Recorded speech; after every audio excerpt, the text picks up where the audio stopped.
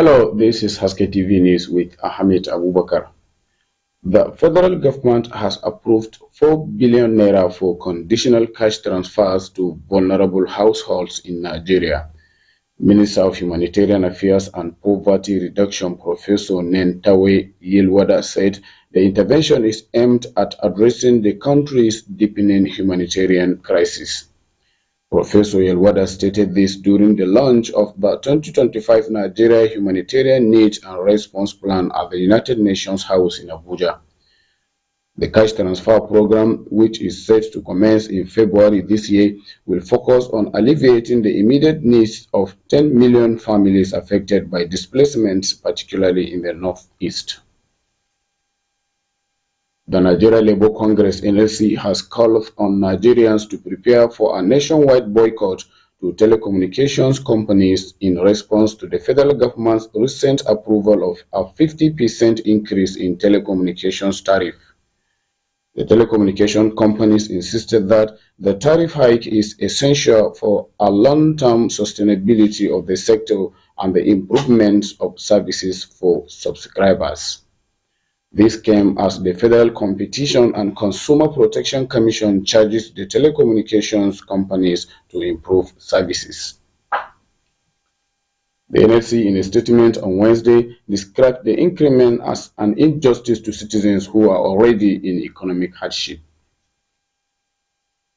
The Court of Appeal sitting in Akure, Ondo State, has upheld the death sentence of a popular hotel owner, Dr. Raymond Adedoyin, who was found guilty in the murder case of an ex-master's student of the Obafemi Awolowo University, Ile-Ife, Timothy Adegboke. The appellate court noted that the judgment by the Osun State High Court, which sentenced Adedoyin to death, still stands. The court further noted that the order of forfeiture of Hilton Hotel and that of education scholarship of children of Timothy Adegboke by Adedoyin and others have been quashed and set aside. Adegboke was found dead in November 2021 at Adedoyin's Hilton Honors Hotel in Ile-Ife, where the deceased lodged.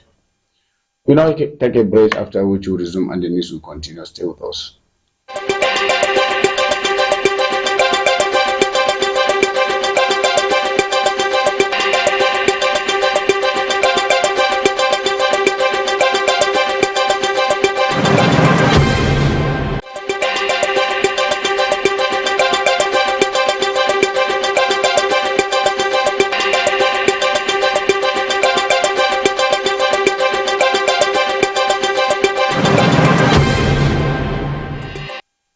Welcome back. The news continues.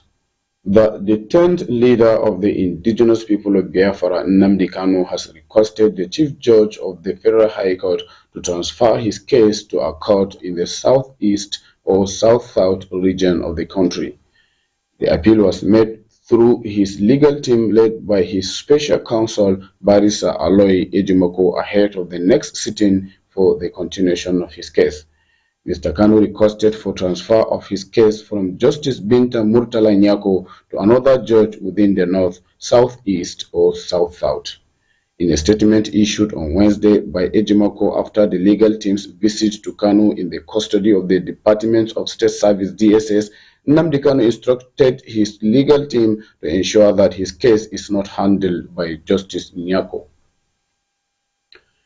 Clash erupted in Ilorin, the Kwara State capital, after a police officer allegedly slapped an Air Force officer over a dispute regarding the movement of a tricycle along Ahmadu Bello Road.